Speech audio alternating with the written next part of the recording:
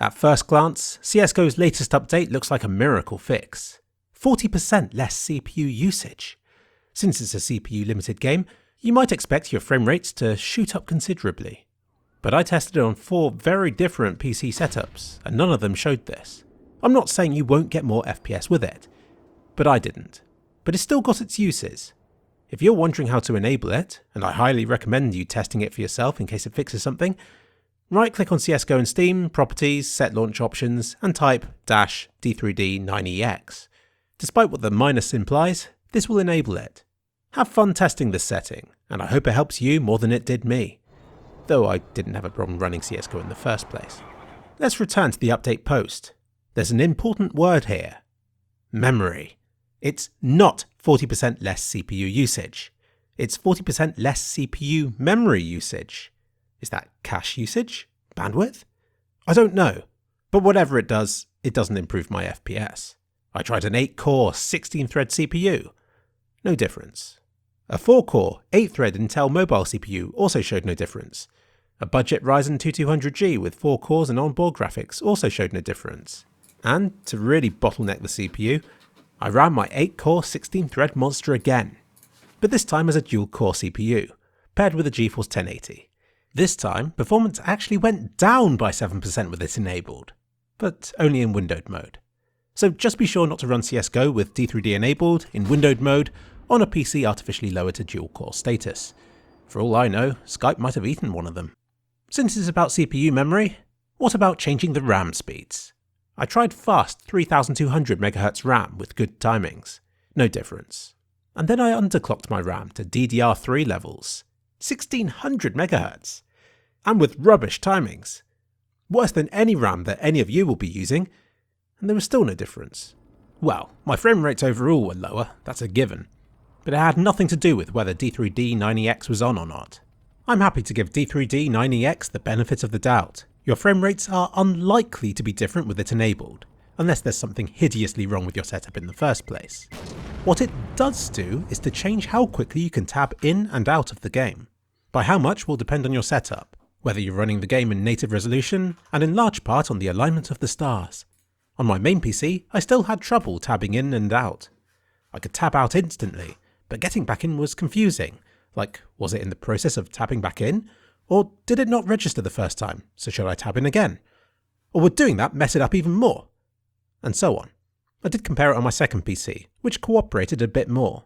But I still got some odd results, like tabbing out was faster without D3D enabled when in native resolution, and tabbing back in again was faster when not in native resolution. It makes me wonder if the time it takes is different every time. Honestly, I don't care enough to test it. The general feeling I got from the hours I spent on this video was that having D3D9ex enabled was considerably faster for tabbing in and out. It's good. But I still prefer full-screen windowed mode. It makes tabbing in and out of CSGO instant, and always has done. But before we all change to full-screen windowed mode, there is a downside. D3D9ex might not have changed my frame rates, but full-screen windowed did. It was slower on all of the systems I tested, and by a considerable amount. So if you're on a slower system and need the best performance possible, or simply want the best performance for your rig possible, proper full screen is still the answer. For you, D3D9ex will make your life a little bit better than it was before, but just not as responsive as tabbing in and out of full screen windowed mode does. I've heard people saying that enabling D3D9ex forces VSync to be on. This is bad because VSync waits until your next monitor's refresh before showing the latest frame. This feels like some input lag. Without VSync, your monitor will show a new frame even if it's halfway through showing the old one. Monitors draw stuff from bottom to top, don't ask why, so if it updates halfway through, then the top half of the screen doesn't join up with the bottom. So to test this, I enabled D3D9ex and looked for tearing.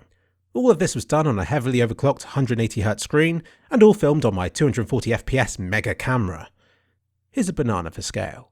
The top row has VSync turned off in the game's graphics options, and the bottom row has it turned on. And look, VSync isn't forced on, because the top row very clearly shows tearing around the edges of the fan blades. They look like they're being cut up in different places every frame. So I can conclude that D3D9ex doesn't force VSync on. Simple as that. But the question remains, should you game with or without VSync? Or should you invest in G-Sync or FreeSync monitors, which give you the best of both worlds? In my opinion, if you're gaming on a high refresh rate screen, like 120 or more, then you might as well enable VSync since it doesn't add enough input delay for me to care about. If gaming on a 60Hz screen, I hate VSync and would want to game with G-Sync or FreeSync instead. But CSGO's special. It runs so quickly, at so many hundreds of frames a second, that this kind of solves the tearing problem itself. So on my high refresh rate screen, I run CSGO with VSync off.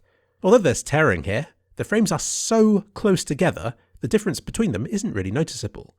It almost looks like a rolling shutter effect, which I can't notice on a high refresh rate monitor unless slowed down like this anyway. And neither did anybody else until this analysis. So there. That got a bit technical there for a second.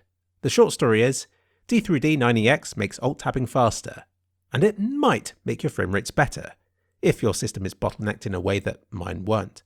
Test it for yourself. If you see an improvement, then that's great. If you don't, you can still benefit from its improved alt-tabbing. And if you don't know if there's a difference, then what does it matter anyway? And lastly, if it causes problems or results in graphical bugs, then let Valve know at this email address. If they're considering making it on by default, then you'll want them to fix problems with it sooner rather than later.